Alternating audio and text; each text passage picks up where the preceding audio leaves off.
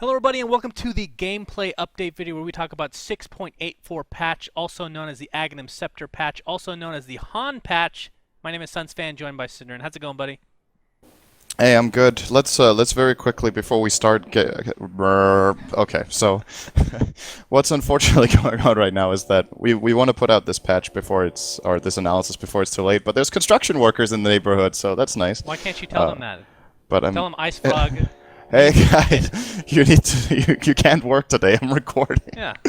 All right. So anyway, in addition to that, we have both. We're doing it a little bit different this time. We have both read the entirety of the changelog, so we're not gonna. It's not gonna be all wows, and it's not a first reading experience. And because of that, we're a little bit more prepared in terms of what things exactly mean, and we will be skipping a bit more over parts that aren't that important. I'm sure there's plenty I won't understand still, so you can make fun of me for that. By the way, the Nice. background noise sounds like the trailer to Inception, so it just makes it feel a little bit more dramatic. I think everybody will appreciate that. Okay. This is where you laugh. My God, that was the. I know it's a fake laugh, but that is like the ultra nerdiest laugh. All right, whatever. Let's just get started. In this first part of this, the general updates, a lot of it I definitely don't like. I didn't pay too much attention to because it's not as juicy, but I know it has a lot of. It's gonna have a lot of effect on the game itself. All right, so let's start.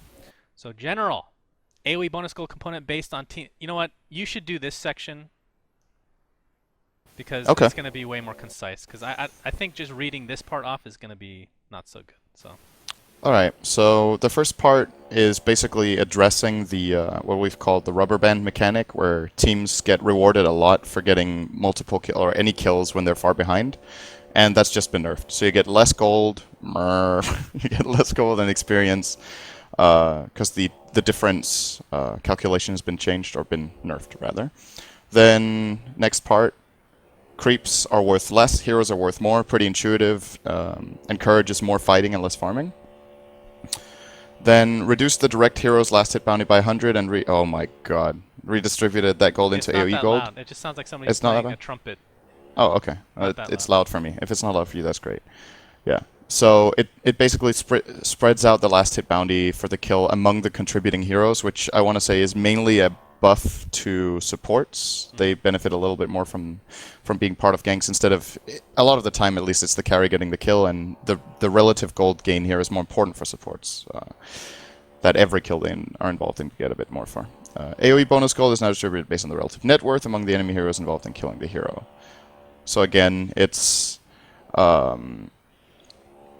rewards the poorest hero more and rewards the richest hero less. Okay.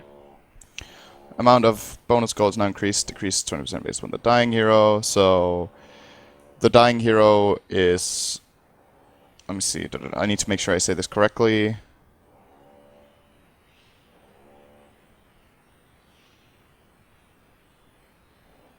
Yeah, so it actually, I think it's best I just use the example that it says here instead of rephrasing it. So if you mouse over the question mark there, if the total AoE gold would normally have been 600, if the dying hero is the lowest in net worth, the bounty is reduced by 20%, and if the dying hero is highest, it's increased by 20%. So again, kind of the same idea. Okay, this one's big as well. Well, there's a lot of big changes in this. I might be talking like they're not that important, but they actually are really important. It affects every game of Dota. So I am always looking forward to the general changes because they change the flow of the game in general. So instead of buyback, this is kind of self-explanatory. So when you buy back, this is kind of a nerf to high ground defense, I want to say, where a lot of the time the way buybacks are used are you buy back to take a fight in your base and you get a couple of kills when you chase the enemy heroes out. Now you get rewarded way less on the buying back hero. Although he can, of course, farm creeps afterwards, but relative to the gold you get for a fight, the creep gold is insignificant. So you get 60% less, where beforehand you got 0 reliable gold, but full, or 0 unreliable gold, but full reliable gold. Okay. So does this benefit any heroes, or not benefit, but this, like if you're buying back casually as a support, it's better than it was before, as opposed to if you're buying back on like a Storm Spirit, which is actually really effective to just go die, buy back, zoom in, or zip in with your ult. It depends what purpose you're buying back for. But I guess like at this point in time, 90% of buybacks are buybacks to go into immediately joining a team fight. Right. So it's kind of a nerf to everyone because you get like all buybacks give less Well, no, reliable what I'm gold saying now. is, so we've seen a lot of situations where, like, let's say Storm buys back, gets a bunch of kills, and then he's basically made up his gold, if not more, than when he was purchasing back, right? Yeah. That's nerfed. If you casually buy back on a hero that maybe can't afford it, but it's enough for them to push everybody in the enemy team back, it actually buffs that because it's not a complete wasted buyback. You can still farm the creeps to some degree. Does that make sense? Oh, That hero's so you not mean going to get kills, is what I'm saying. yeah? So you mean like an intimidation buyback, more or less? That, or even if you just actually push them back. Like, as a hero Yeah. that can't effectively get a ton of kills, this is a buff, I think. Yeah, I guess that's true, but it's minor in that case. All right, I'm sorry if this is getting really loud. It sounds I louder love to it. me. I It's don't know. great. Just keep going. Okay, self-explanatory. Buffs to pushing. Barracks are even more rewarding now, and Tier 2 and Tier 3 towers have less armor. I like this change a lot. I think pushing got nerfed too hard after TI4. There was a lot of nerfs.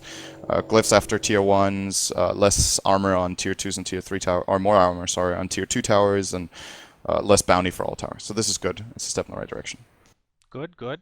I mean, Okay, so now the comes something interesting the last here. patch, the biggest problem everybody had was it was too hard to break high ground, right? Yeah. And this is one of the ways. I mean, the armor itself is probably the biggest deal as far as breaching high ground. There's a few things being changed here to make it more appealing to push. Yeah. Okay, the next part. So I said this is the really interesting. This is not that interesting actually. So it's just they've changed the intervals at which the extra melee creeps spawn. So when waves get bigger, is now moved forward. So it means farming you with the extra creeps. Oh wait, the first extra creeps. Let me check. Just make sure. Yeah, they've all been moved forward.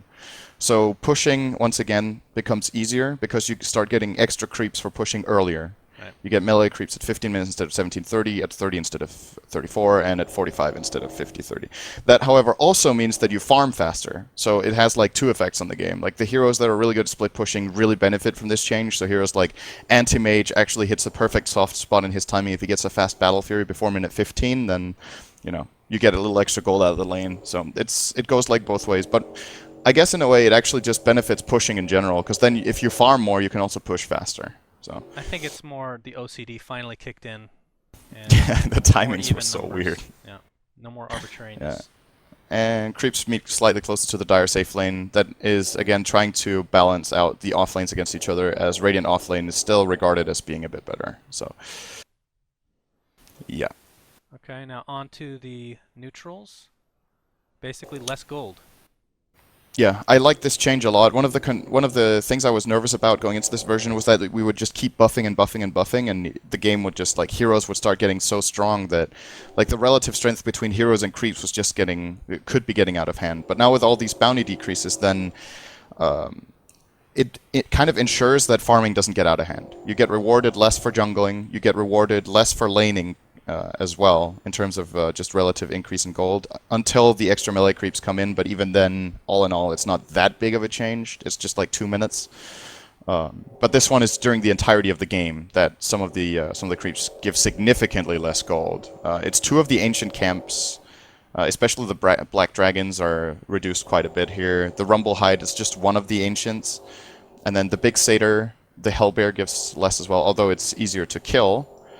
And the Ogre Frostmage also gives less. So I like this change. I think there's going to be more emphasis on killing heroes than farming creeps, although the games we saw at Starladder recently actually had a lot of emphasis on that already. Mm-hmm. But now it's going to be very clear that that's what you want to do more. And you guys might have noticed that the header of this update has Chen and Enchantress. One of the reasons is the mud golems. Why don't you talk about Yay! that? This is so cute. I would never have thought about this, to be honest. I was thinking about ways to change the mud golem, but this was not even on my radar. Oh, there's a couple of really creative ideas in this patch. We'll get to them later. But yeah, mud golem is the first really creative one, I guess, where they split into two smaller mud golems when they die. I guess they do that as well when they're dominated by Chen or Enchantress. I would guess so. And they're called shard golems. And they live for 60 seconds, so I guess they do that regardless of whether you kill them in the jungle or kill them from Enchantress and Chen.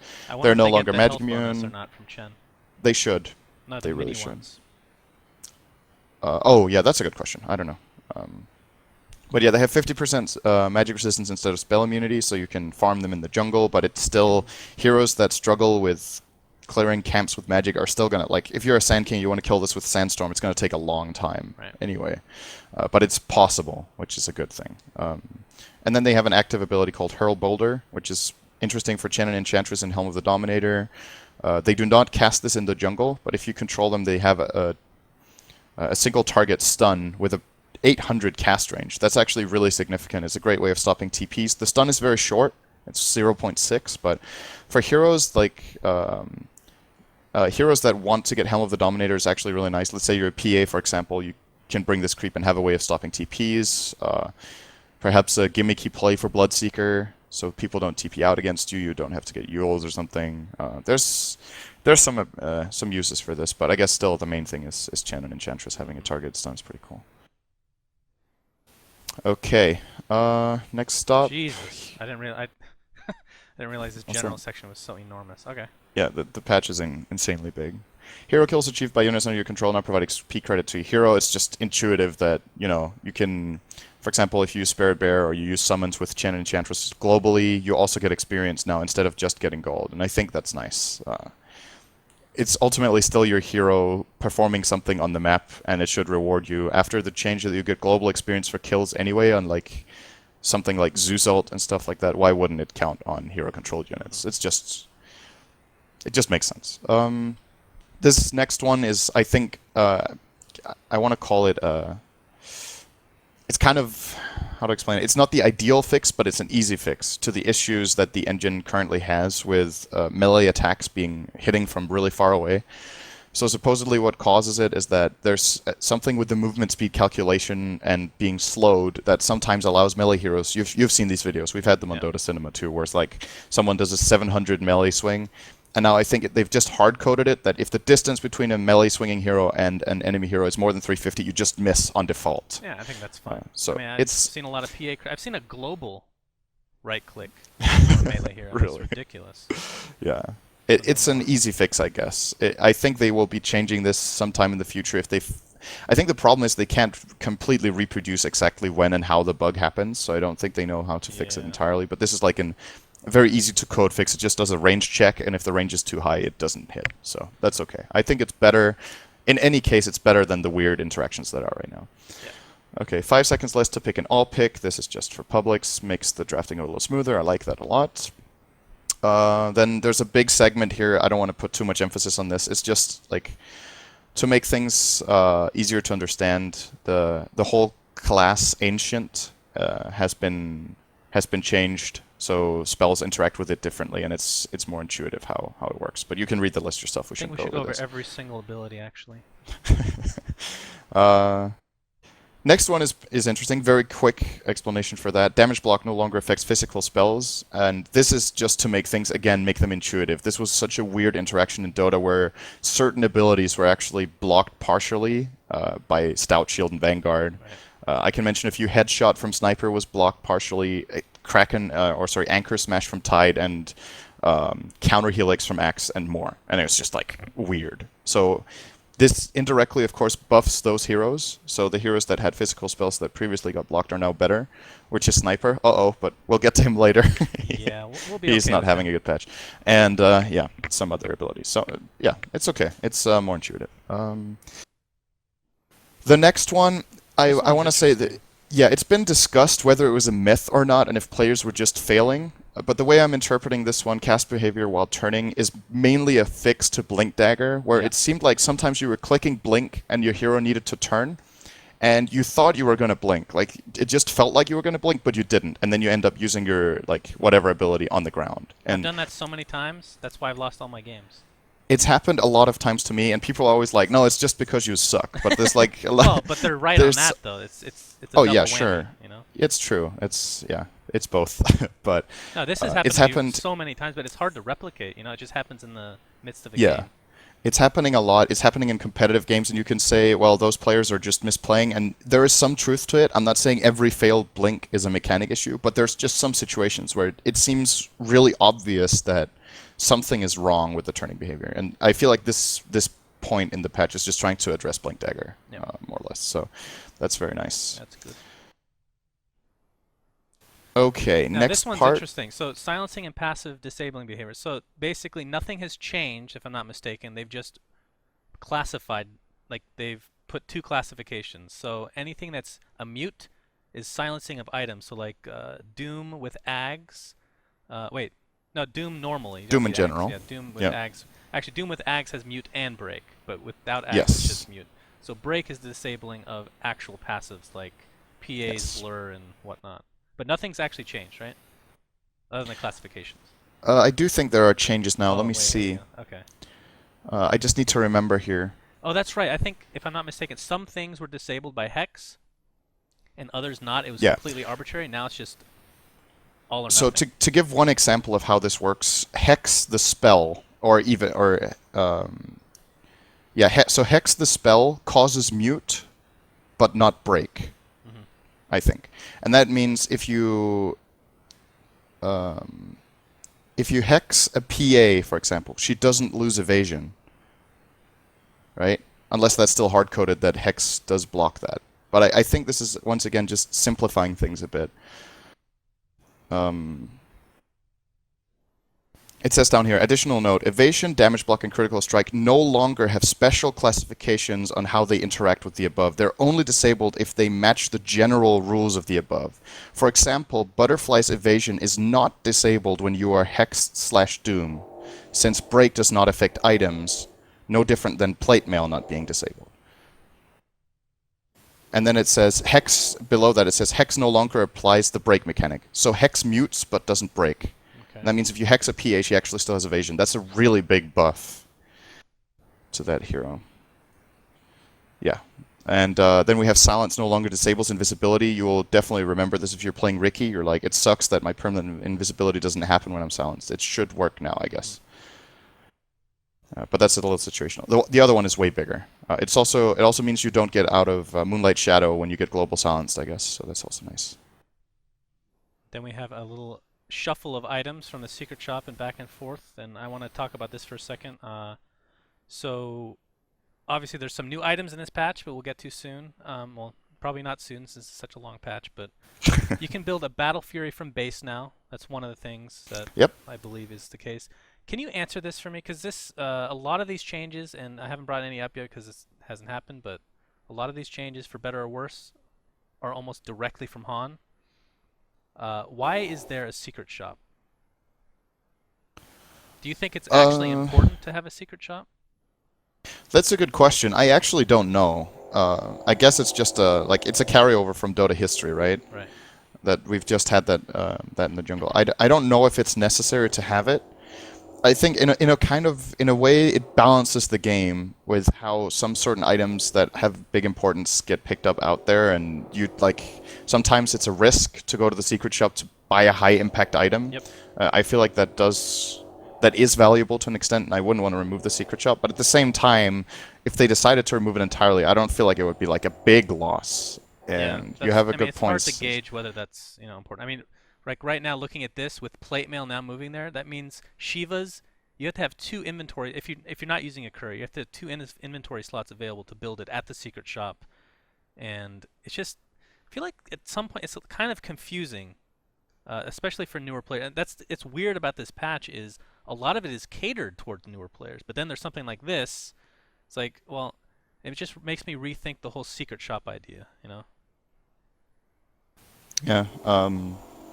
And a big part of the secret shop in the past has been, like, for example, the perseverance being there has been a balancing thing, right? Where you need to use the courier to fly to the secret shop to get your perseverance delay instead of buying it in the side shop. I think now you can actually even buy the entire perseverance in the side shop. So it's not just the secret or some things moving to the base. It's also some things being in the side shop. Voidstone is in the side shop, so perseverance is purchasable in lane. I believe there was a point when bottle was purchasable in the side shop and they got removed for balancing reasons. Briefly.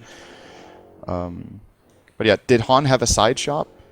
They side shop, yeah. Okay, Secret and they shop, kept that. Eventually, yeah, they kept the side shop. They changed the secret shop eventually to just have wards, and it was like optional. You could get wards at the normal base, or you could get wards at a shorter distance to the secret shop. Okay. Or Do you feel like the side shop? So this is a good way of looking at it. Do you feel like the side shop has a big purpose? I love the side shop. It's Okay. all about convenience, I think. Yeah.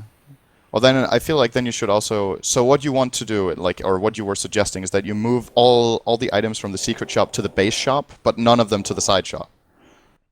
Or what were you thinking?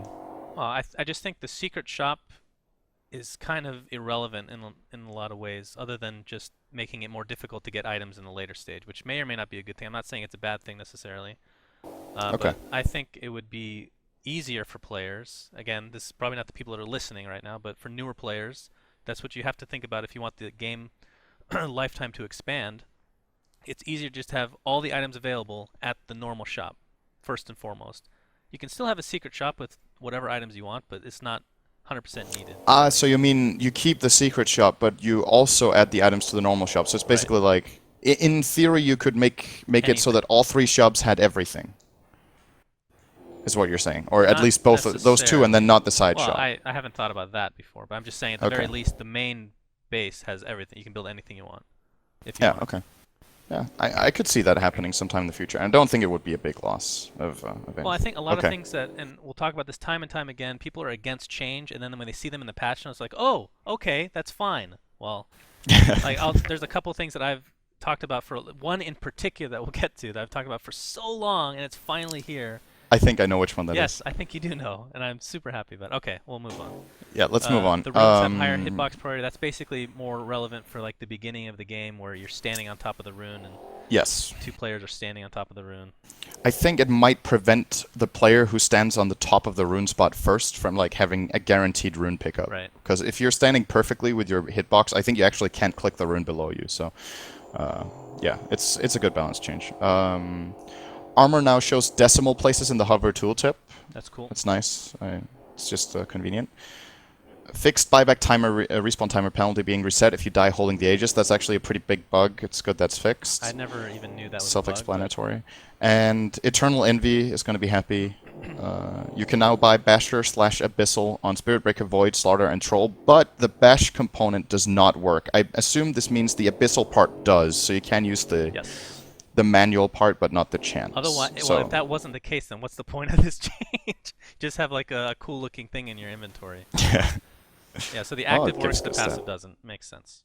I mean, I remember the old days Yeah. when Troll could get this and Void back in Dota 1. It was permabash city. You Yeah, guys that thought was this last terrible. patch was bad. Holy Jesus, Troll was so bad That was back horrible. then. Okay, now that my fail is over, I alt-tabbed horribly, so we're going to continue. What I'm going to try to do is have the heroes at the bottom of the screen so that people that don't want things spoiled don't see it. I don't know. Thought that would be something nice to add. Let me know if you guys like it or not. It's a big feature that we're adding to this patch notes analysis. I'm not sure what the purpose of that was. That was confusing. It's fine. Okay, so Okay. heroes. Abaddon. Borrowed time can now be cast while disabled. Same rules as Morphling and Morph. That's nice. Yeah. Okay, so what we're going to do for these patch notes is I'm similar to last time. I'll just read them out. I'll give my initial Cliff's Notes impressions. You can tell me if I'm horribly wrong or right and go into Okay. detail if you want. This is nice, but doesn't really change like picking of Abaddon, I don't think. It does one thing. So, like, it's convenient, right? You can cast it when you want, but when you cast Borrowed Time, when you cast Borrowed Time, you purge. So that means if you're stunned with Abaddon and you want to be able to cast your spell, you can actually use your ult to break out of, say, a That's Ravage true. stun, Yeah. and you can shield someone else. It's actually a really big buff to him I didn't in think about that. certain situations and useless in others, but it's really nice that you can do it. I think you can also, like, let's say you're like Global Silence, you can cast ult, same story. I think it breaks all silences and stuns and slows and everything, so That's true. it's It's like one of those nice. spells that just gets rid of everything. It's kind of nice. Other than Yeah, do it's really nice. you think this will change being picked? I think so, yeah, because he's going to be a nice pocket pick against lineups that are very reliant on locking down the entire enemy team. He can always counterplay. That's pretty nice. All right.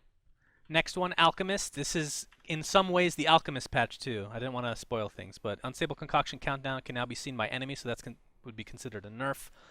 Concoction now has an area targeting cursor. That just means it shows you what the area of effect would be. It doesn't actually change the spell itself. Grievel's Greed now grants 4 times the gold bounty from runes. So the first rune, It's so arbitrary. if you get the first rune because it's massive, it's 400. Is it 100 gold default? That makes it 400. Is that right? Yeah, it's actually insane getting the first rune on Yeah. Alk. So that's It's 400 gold. extremely important. And then last but not least, Alchemist can now cast Aghanim's Scepter to directly grant any allied hero all Aghanim's Scepter bonuses as a buff, the hero upgrade and the stat upgrade. The scepter is consumed in the process. Multiple instances of this buff do not stack.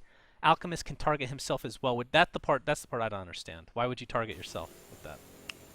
Just for the stats? Yeah, so you can eat the stats, basically. That's weird. So But it only works once. once on yourself. Once on anyone. Like, you can cast it on yourself and every right. teammate once. Yeah. So the reason Alchemist for me was bad in the last patch, and this goes with Bounty Hunter, and Meepo to some degree. They get such a huge gold advantage, and then if you lose a fight, you give all that gold back, or a lot of it, because of the rubber band effect to the enemy team. This allows him to farm just Aghanim Scepters for his team, which on paper sounds amazing, but at the same time, what role Alchemist would you have to play him, do you think? Can you do this as support? I don't know. I think this is broken as shit, actually. I feel like it's going to get changed. I don't know yet. It sounds amazing. The problem is, like, if you play this hero safe lane farming, the enemy team is more or less under pressure that they have to contest. I mean, sure, you're buying Ags over something else, but you can make, like, these hybrid strategies where Alchemist helps someone out. Come to think of it twice, perhaps the better idea is to put him mid, and then, like, a pocket strat could be running a safe lane Tiny and a mid Alchemist, and then Tiny doesn't even need to farm Ags. Right. Alchemist just gives it to him. It's like, it kind of takes me back 10 years to when you could pool items in Dota. Divine Rapier for Clinks. Yep, so someone bought Rapier and you gave it to another hero. So, like, I really like the creative elements going into this patch, but I feel like this one could actually turn out to be, like, a little bit too broken. It's hard to say. I would not recommend doing this in the support role. It's going to come too late, and it's going to be too difficult to farm, but if you play core Alchemist, this hero gets 6-slotted really fast, and you can actually start giving Ags to your supports in the late game, or yeah, you get if you want to, you fast can, and you drop off fast, but then you can buff your other team in a lot of ways Yeah. because of this. It's Now, the rest of this patch, you have to keep in mind with that change, because there's so many Ags upgrades in this patch. Some of them don't seem realistic, but with this hero in your lineup, it is realistic, technically speaking. So that's what makes this patch so interesting in a lot of ways. All right. So do you like that change? it's one of the things I like the least, I think, because it's. Ah, God. I love a lot of the new Ags changes and a lot of the changes in the patch, but this one I'm worried. Okay, let's put it that way. It's a cool idea. It sounds cool on paper, but it might just be too fundamentally broken. We'll see. I mean, it could turn out to be a great change. So I'm going to be neutral but skeptical. Okay. Let's put it that way. Okay. All right. Ancient Apparition Chilling Touch buff can now be removed. That's nice. Basically, just for the only thing I can think of is if you don't want it against, because it doesn't work on towers and you're pushing a tower, it just Yes, slows exactly. you. All right. Yeah. Easy peasy. Axe Berserker's Call cast point has been changed by 0.1, so that's a nerf. Yep. Counter Helix now triggers when attacks land rather than when they start. This has been changed for a few skills, actually. If we hover over, Reactive Armor and Centaur's Return work in the same way. So that's technically a nerf to some degree. And It is a nerf, yeah. Culling Blade movement and attack speed bonuses have been reduced by 10%. Not huge nerfs overall, but what do you think? Yeah, I think this is fine. Nerfing X a little bit more is okay. I think he's in a good, or getting to be in a good place now.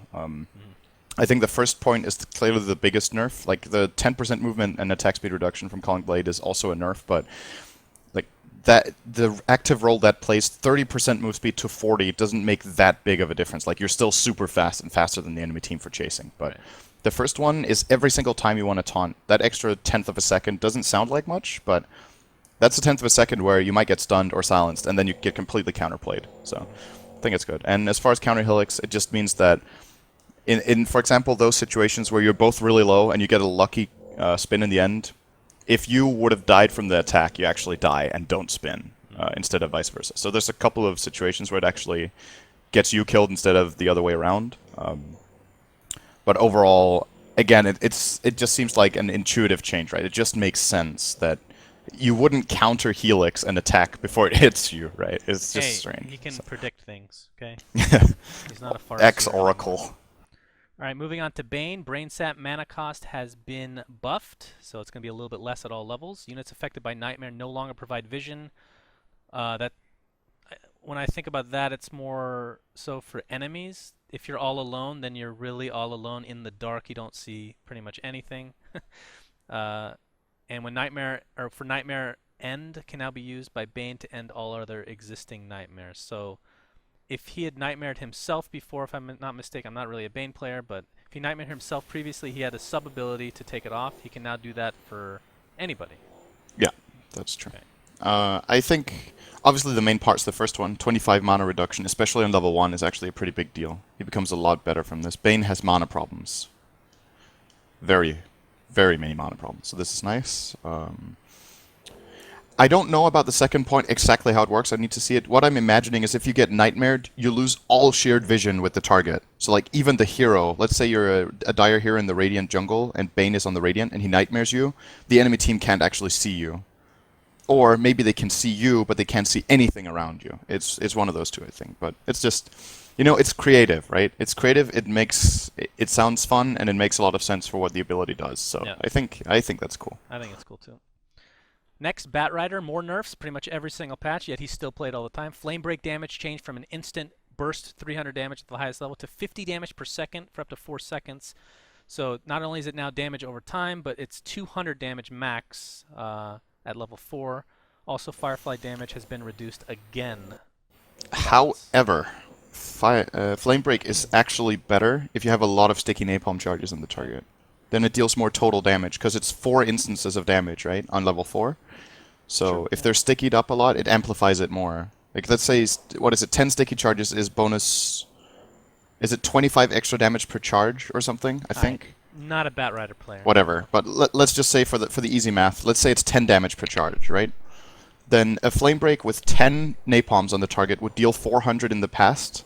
Now it will deal 150 times 4, so 600. If that's the math, right? So it's better in that situation, but generally worse. It's not that often you get to sticky up a lot of times. Okay. And Firefly nerf, mainly the Firefly nerf is really big because it reduces his jungling potential by quite a lot. Is it half damage to jungle? What was yeah, it's already half, right?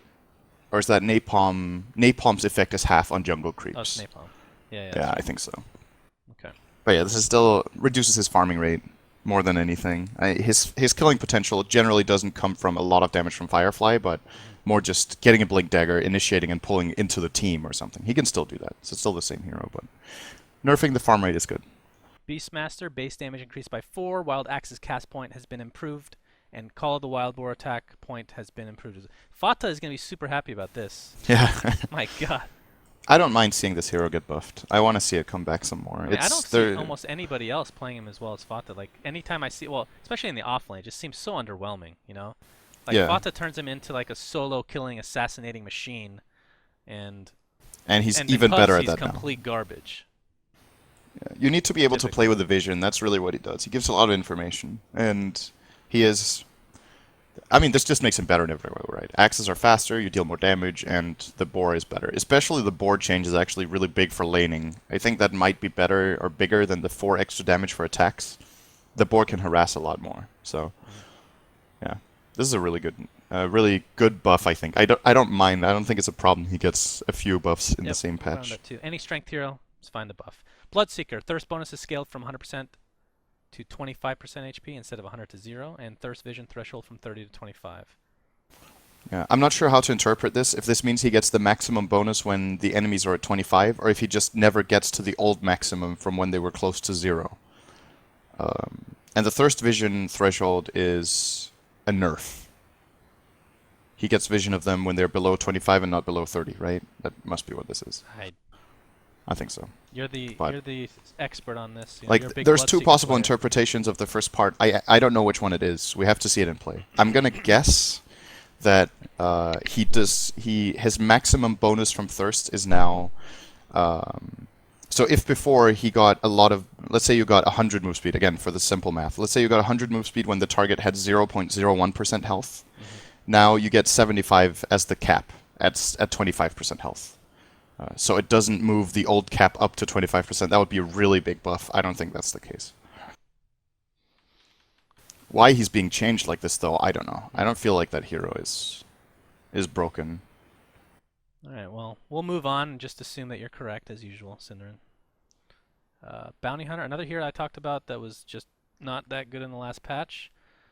His intelligence has been increased by zero point 0.6 per level, which is pretty huge. Shuriken toss damage has been increased as well. The toss range, though, has been reduced to 400, which that's a pretty decent-sized nerf, although he can usually get to the places he needs to because of his invisibility. The mana cost has been increased at the earlier levels especially. But the toss bounce range, so that's if you have somebody tracked, it bounces to all the targets. It's a much wider range now to get extra shuriken tosses there. And the coolest thing, track now shows how much gold the enemy is carrying in the debuff tooltip. That's pretty cool. Yeah, it's Another that's a one of nice those piece of things extra that information. makes sense based on lore Yeah. or whatever, right? Yeah. I like the fact that shuriken toss now finally scales linearly. That's the OCD you were talking about. Like, the old scaling was super weird. 100 damage on level 1, 200 on level 2, then plus 50 and then plus 75. It's like the most arbitrary scaling ever. People would just stop at level 2 a lot of the time. Yeah, a lot of the time you wanted to skill him in an odd way as a result because the later points weren't that valuable. But this is good. I kind of agree with all the changes. I'm a little bit nervous about the short toss range, but everything else seems okay to me. Okay. Brewmaster Primal Spit units no longer provide bounty when killed. That's good. Excellent. He'll definitely be picked a lot because of that. Bristleback, unless you actually want to talk about that. I shouldn't move on. Absolutely not. Nerf to Alchemist.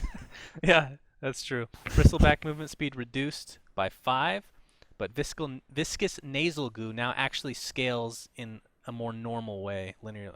Well, let's see. Yeah, it scales linearly. Level 2 is a buff, and level 4 is a buff. Level 3 is a nerf, technically. Yes. It's just, it makes sense for it to be scaling. It's fine. Okay. Broodmother Incapacitating Bite is no longer a unique attack modifier. Perhaps we'll see some Desolators now. Insatiable Hunger attack damage has been increased as well. Yeah. I think it's okay that Bite isn't a unique attack modifier. It means Brood can go some more interesting paths. In the past, you would usually get, like, since you couldn't get an orb, if you wanted something like an orb, you got a Vlad's, but mainly for the pushing power, right? You already have lifesteal with your ult, but this is pretty interesting. You can get items like Diffusal Blade, I think could be a cool build-up. It's now possible that Broodmothers will start considering going for, I guess Maelstrom couldn't proc in the past at all because of Incapacitating Bite. I think it had high priority on the list of modifiers. I'm not 100%, but yeah, opens up for some interesting builds. It's kind of self-explanatory, actually. And next patch, Broodmother's going to have an Ags that allows you to combine 10 Spiderlings into one bigger unit. Yeah, Human Centipede or something. Oh, that sounds awesome, actually. Do you think, and I think we talked about this in the last patch, do you think they're just going to get rid of unique attack modifiers eventually? Like, as far as them stacking? Like, everything will just stack? It seems like it's phasing out. I think you need to be careful with it as like some heroes get... Yeah, you're doing it one step at a time on heroes where it makes sense, but I think if you removed any interaction between orbs right now, some heroes would get out of control that you wouldn't necessarily have predicted. So I think it's good to do like slowly like this. Oh! You caught me on a water moment. All right, Damn. next hero, Centaur. Return now triggers when attacks land rather than when they start. And actually, I think of all the heroes that was changed for, this is probably the biggest deal because... Yeah.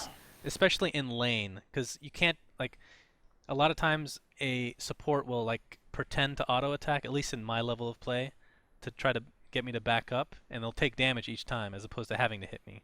So a little bit of a nerf in the laning stage, but they added Aghanim Scepter upgrade, where Stampede will reduce all incoming damage by 70% and allows allies to run through obstructions, like trees, cliffs, etc. Ah, that sounds good to me. I like it. It sounds really cool. Like, again, it's one of those creative and very funny ideas. It makes it a way better disengage tool. It's not that important for engaging because you don't really care about the incoming damage when you go. Excellent. We need more of that for sure. You can actually dive. You can literally dive through the fountain and get out. That sounds good to me. So this is more. Yeah. I mean, the reason I like this is because Centaur is actually a hero that I think would build this too. Because you get Tranquils, you get Blink, and everything else is in a lot of ways considered luxury. Like, Blade Mail is nice, Heart is nice, Ethereal Blade, all that stuff is nice. I'd go for an Ags, legitimately, every time, I think. I think it's a very cool item in the hero now. 100% agreed. All right. And it gives some different... Okay, I want to quickly mention how I said it as a disengage tool, but it's also nice during fights, right? It's like, You let the fight develop. You open without having to use Stampede, and when the enemy team are about to like unload all of their major AoE abilities, you just cast Stampede, and even if you don't use it for running, your team really like How long say. is Stampede? I think it's like what is Like it? 3 seconds? 4.25 seconds or something? I think it's. Does it scale? The fact that I don't know this bothers me, and I can't check right now, so you're going to have to do that for me. Yeah, I'm checking now. I'm going to say 4.25. I have no idea why that number's in my brain. It might be 4 actually. Now that I think about it. Is it 3, 3.54, something like that? You can do it, syndereN. Here we go. 3.75. Okay, good. Not even kind of close. We were all wrong. All 2.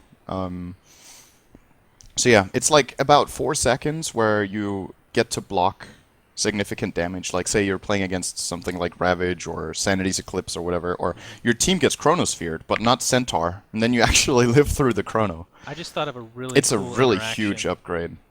I'm not going to bring it up yet because it's another hero we have to go over. I'll give you a clue and remind me if you know what hero I'm talking about. It starts with a U. I don't know how many heroes start with a U, but this plus a new thing that they added to that hero, well actually if you can stack it, not stack it, but layer it correctly, is huge for that hero, I think. Okay, Chaos Knight. Chaos Bolt minimum damage has been increased, and I think this is actually a huge deal. It doesn't seem like that big of a deal. I mean, obviously 1 damage sucks for the minimum, but this makes this hero a lot better in the early stage. It's a mega buff actually. I know how to much the you hero. love this hero. Yeah, this is a really big buff. I don't know if it's too much actually. I'm a little bit uncertain about that. He gets ridiculous kill potential out of this. He's Just been the fact that small you buffs, or quote unquote small buffs, every patch for the last like 4 Yeah. patches. I think it's just a way of compensating for. So if the minimum damage is 75, you now know on level 1 that it's actually a damage dealing ability instead of it could be a 2-second stun that does nothing else. Like it's Yeah. just way more reliable for you. It's obviously still very random. That's what Chaos Knight is all about, but it kind of eliminates those moments where the randomness really can determine too much in a way, right? You know, let's say something. There are a lot of abilities in the game that are percentage based and can have high impact, but for Chaos Knight in particular, since he's so based on chance, the chance needs to be balanced in a way that doesn't make it like an all or nothing on multiple spells at once, right? For example. So I think this is good. Sounds good to me too. Clink's Skeleton Walk cooldown has been decreased slightly, scaling, and Death Pact cooldown has been decreased as well. I feel personally, first of all, I like to see Clink's, and I thought that he'd be seen a lot more when you could stack orbs, which I think was last patch, if I'm not mistaken. I think his ultimate is super weird. They should just give him a new ultimate and just increase his strength gain or something. I don't know. What do you think? I don't know. I think it makes a lot of sense that it's like it makes the hero like timing window based, right? What you could do is you could make his ultimate like half of what it is now and then make it permanent. And you could discuss whether that's a buff or a nerf.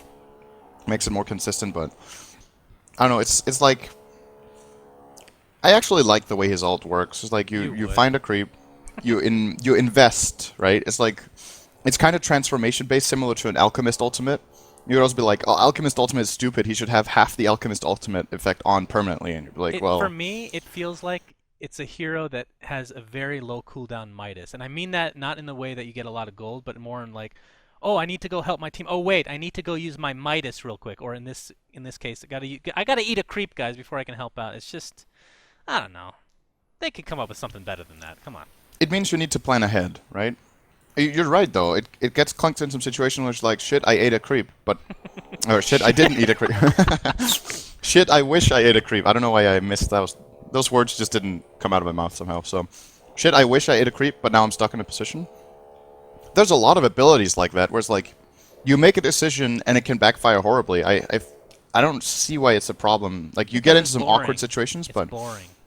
You feel like Death Pact is boring? Yeah, it's super boring. It makes for some really cool plays, even mid-fights when you eat a creep or something to Think of it get this yourself way. up. It's the hero's ultimate. It doesn't feel like an ultimate to me. It's super good. I'm not saying it's not. I'm not saying it's great because it's not great. It's good. It's great. awkward. You think it's great? Yeah. Really? Yes. All right. If you look at how much damage and how much health you get out of eating a big satyr or something, that's fucking huge. It's like 2 items. I hate it. All right, moving on. Clockwork. Alright, fair enough. Rocket flare speed increased by 250. Alright, so I this one I'm can't going to talk visualize that. about for a very long time. There's a lot of things that this... Okay, go on. I thought you were going to talk about like stacking or blocking creep camps and stuff like that.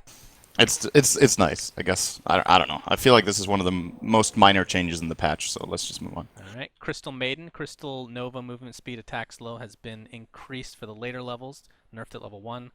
The slow duration has been changed. Oh, okay, so it's 4.5. So it's equivalent to a level 3 now in that regard, but it's static throughout instead of actually scaling up.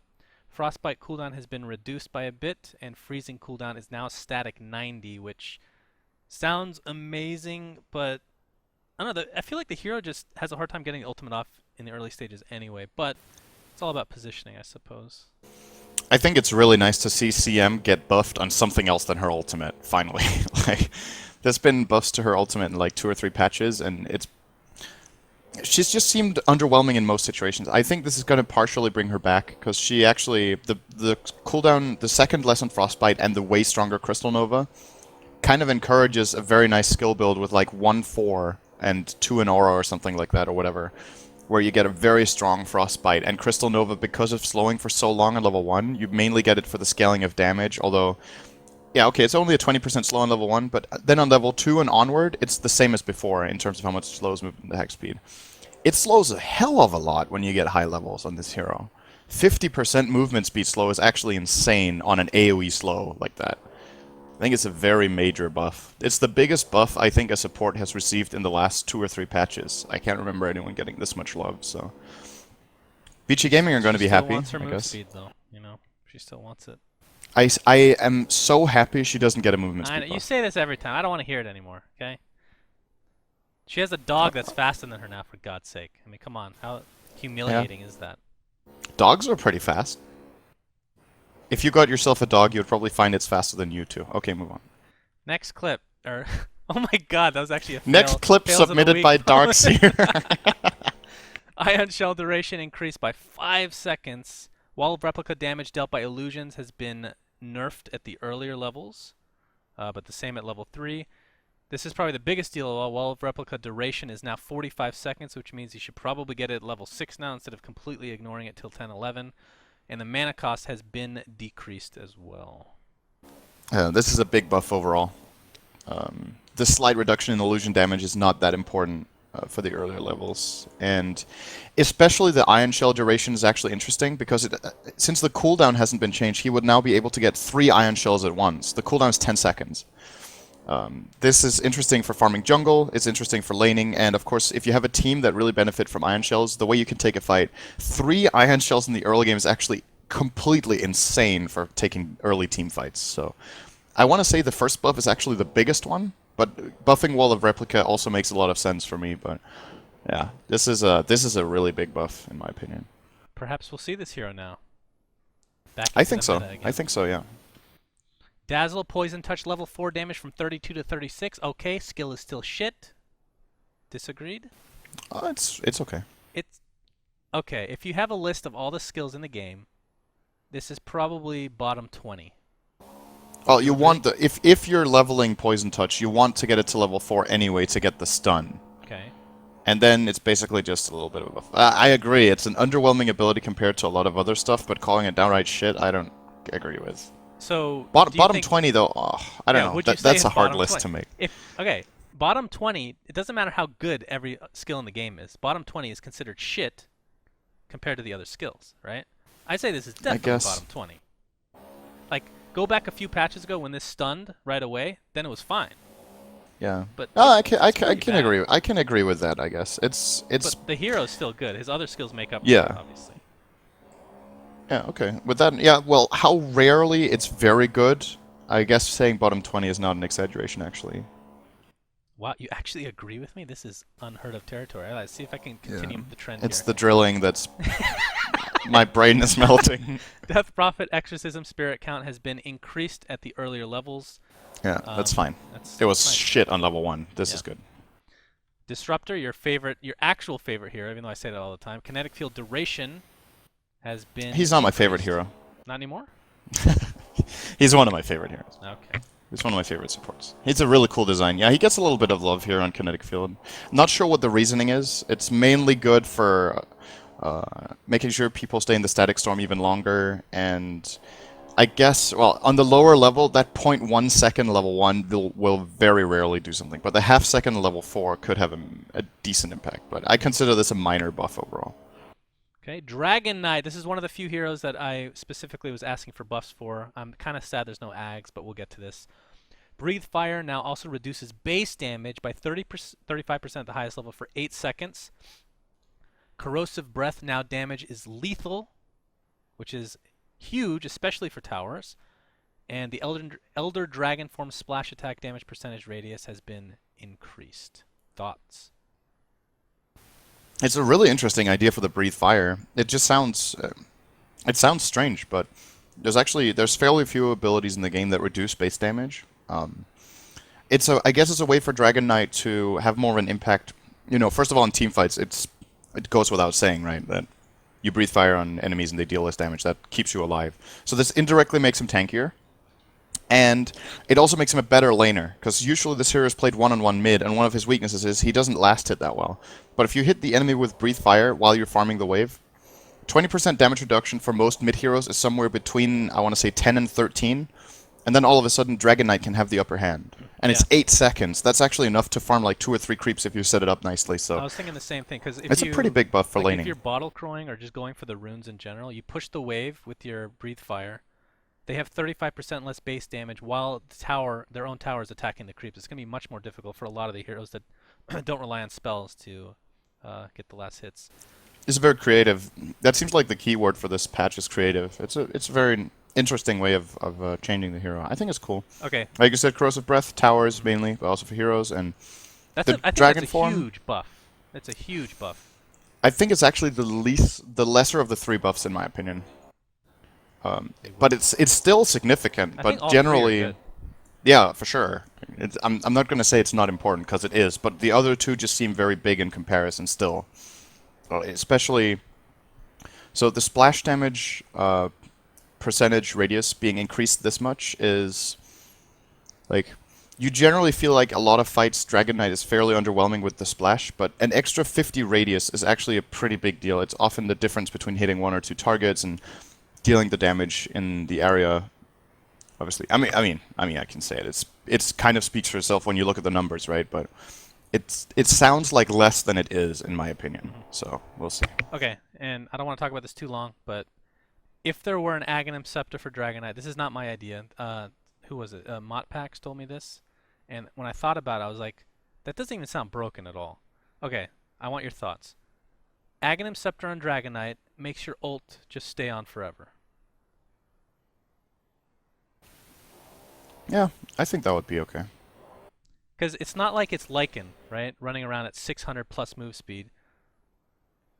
Like, he is just complete shit when he's not in dragon form in the later stage of the game. Just shit. Yeah. And committing 4,200 gold to staying in ult means you don't get another big item instead.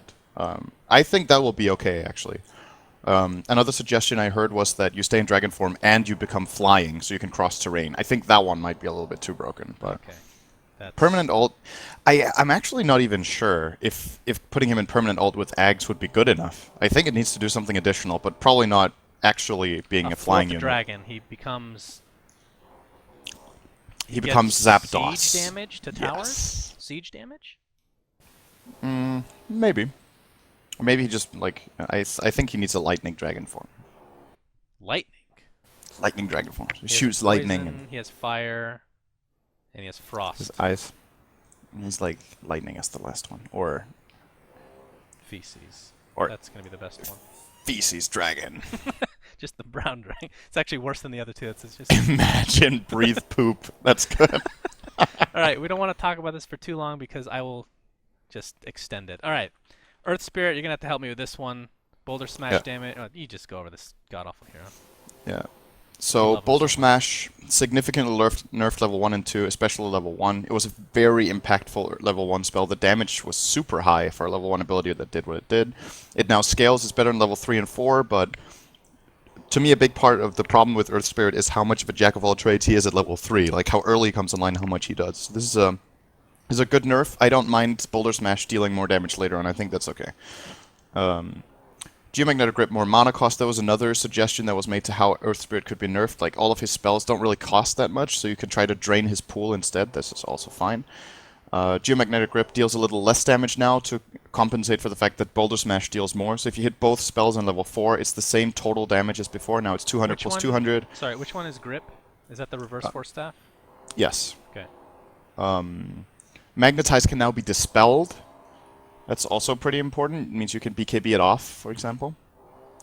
And then the last part is actually a bug fix. I would call that you don't interrupt Rolling Boulder if you cast it before he goes into the boulder. You hex him, he actually rolls away as a frog or something. So Okay, so obviously you're this not going to be is able to answer 5 this nerfs, definitively. actually. You're not going to be able to answer this definitively until you actually have seen it in game. But I think I still know your answer. Is the hero still broken? Is it the damage and all these numbers that matter, or is it the fact that he can position himself in, like he can just get away, he can initiate, he can do literally everything? I actually think he's starting to reach a good spot now. I think this patch is very Wow, look important. at you. I think this nerf is bigger than what he received in the previous patch. I can't remember what exactly it was, but it seems bigger for me with my memory here. That was this is a good change. Okay. I'm gonna wait and see. I think this is actually a very big deal for the hero. That is shocking for me to hear, that you are letting up a bit. I in your love the hatred hero for design. Like, that's the Spirit. thing. I love the design. I think it's such a cool hero design, but the values just needed tweaking, and that's what this patch does with him. It's 5 times value tweaking or something, or 4 value tweaking, and then purgeable God, I magnetize. That's cannot good. wait to get to techies and hear you rage. All right, we're going to continue on. Elder Titan, Yeah. Echo Stomp channel time from 1.8 to 1.6, and the cooldown has been reduced. Nice. going down This to ability 10. needed a buff. It was very underwhelming. I still think this is a great hero and is totally underpicked because he's not picked at all in competitive, but yeah, I like seeing this. This is point 2 doesn't sound like a lot, but very often when you're playing Elder Titan, you find yourself getting the enemies just outside stomp range, and 1/5 of a second is sometimes a very big deal. So Is that an I like this. ability, if I'm not, correct me if I'm wrong, when you're casting it and you move, it cancels it, right? It Yes. doesn't lock you up. Do you think, and this is for newer players or players like me that just don't play the hero very often, do you think it would be beneficial to make it lock on unless you hit S to stop it? Oh, so you can't cancel it by move clicking? Right. I feel like Uh, it's just, I mean, it's been buffed here, but it just feels so slow that a lot of times I would just cancel it, not realizing. That then could you need just to me play being it more. bad. Yeah. I mean, the hero, I don't know.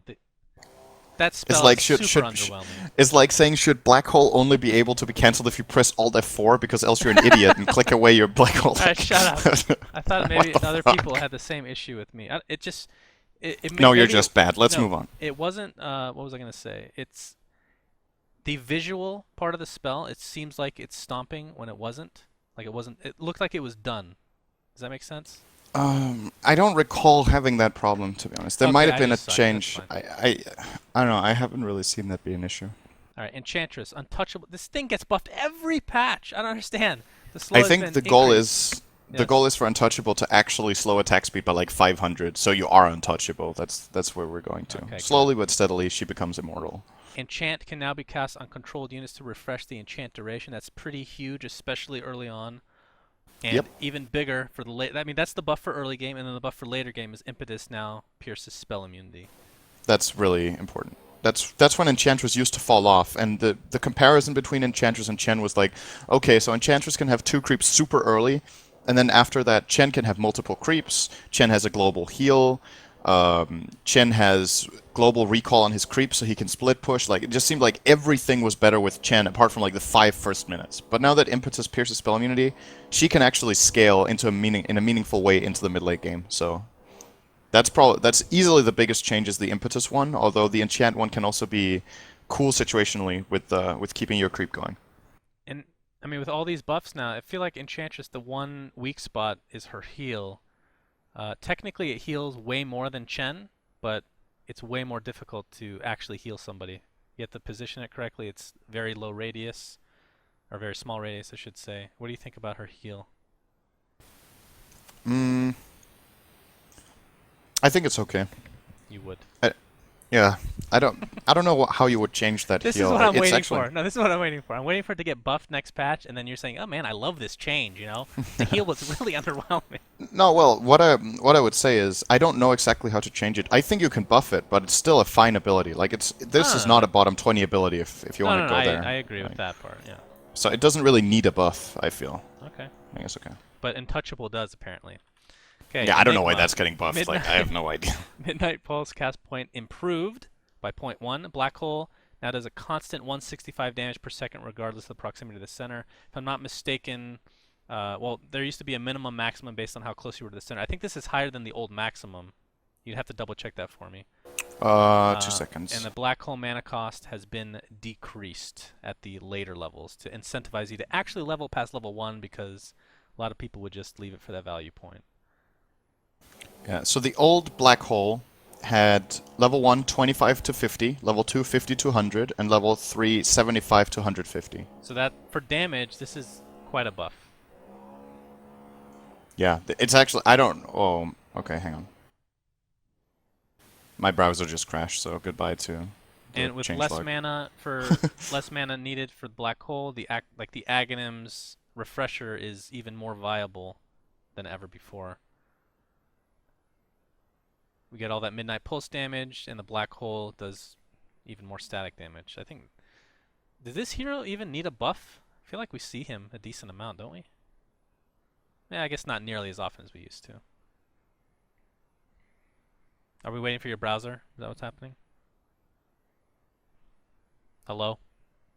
Hello. Hi. Hey, did you not hear everything else I said before that? I don't know. What did you say? What the hell? You suck or something. Okay. Okay, so what I was saying was I'm actually surprised Enigma gets this much love. I don't. It wasn't on my list of heroes that even needed change. So pretty surprising to me that it gets multiple buffs, but they're not extremely major. But it's still like every single small thing you add to Enigma. Actually, this could be. I feel like this might be too much. Actually, we'll see.